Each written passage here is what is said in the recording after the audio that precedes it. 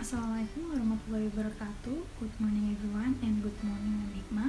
First of all, let me introduce myself. My name is Rizka Talitha. So in this video, I would like to explain about my infographics that explain about Thailand model case study. So let's begin with the 5W and H aspect. The first one is who. So the one who involved in this case study is Johnson & Johnson's, a multinational pharmaceutical company, and Tylenol brand called McNeil Consumer Products Company. Next, it's what's happened on this case study. So there is a poisoning deaths of 7 people in Chicago area after consuming extra strength Tylenol capsules that mix with potassium cyanide.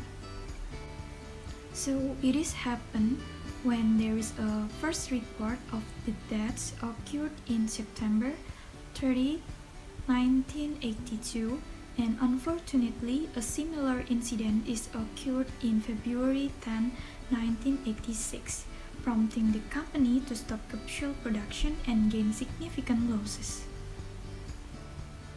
And this incident is primarily occurred in Chicago for the round 1 and where the contaminated Tylenol capsule were purchased, and it also happened in New York for round 2.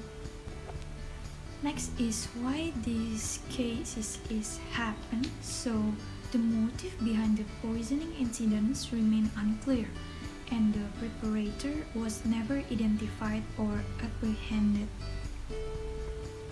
Next is how the case studies happen. So there is a cyanide that was secretly placed into Tylenol capsules after they had been manufactured and distributed, so resulting in the deaths of consumers who consume the contaminated product. Next, I will explain the outline for some questions that given in the module. First question is, what might have been the consequences if Johnson & Johnson has decided to throw out the first report of Tylenol-related deaths and not recall the product?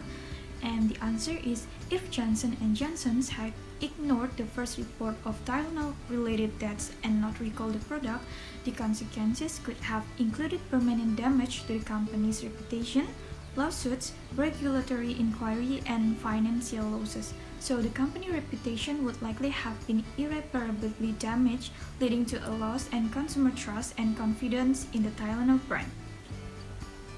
Second question is, what other public relation option did Johnson & Johnson have in responding to the first round of Tylenol murders?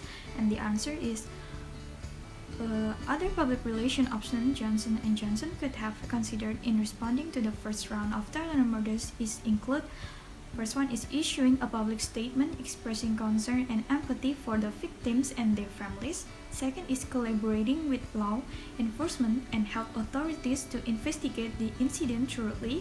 Third is temporarily stop producing and distributing the Tylenol products until the source of contamination was identified and addressed.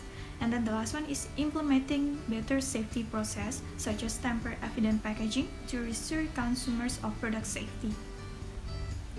The third question is, do you think the company made a wise decision by reintroducing extra strength Tylenol? And then the answer is, reintroducing extra strength Tylenol was a subjective decision, demonstrating confidence to some but risking further damage to the brand's reputation to others. Next question. In light of the response of other companies not to move precipitously when faced a crisis, do you think Johnson & Johnson should have acted so quickly to remove the Tylenol product when the second round of Tylenol murders occurred in 1986? And the answer is, Johnson & Johnson's swift action to remove the Tylenol product when the second round of Tylenol murders occurred in 1986 can be seen as cautious. Acting quickly demonstrated a commitment to customer safety and may have prevented further harm to consumers and the brand reputation. Next question. What specific lessons can be derived from the way in which Johnson & Johnson's handled the public relation aspect of these tragedies? So the lesson from Johnson & Johnson's handling of the crisis include prioritizing consumer safety, acting swiftly, maintaining transparency, and implementing proactive safety measures. Question number 6. What was the media environment when the Thailand crisis occurred? How might the result have differed in the crisis occurred today? And then the answer is the media environment during the crisis in the 1980s was characterized by traditional media, but today's digital landscape could have accelerated the dissemination of information and public reaction. Last question. See what information Johnson & Johnson's offered for its customer on the Tylenol website at www.tylenol.com. How do these sections demonstrate Johnson & Johnson's concern for customer? How do you think Johnson & Johnson would use this website to communicate with the public if new health scares surfaced?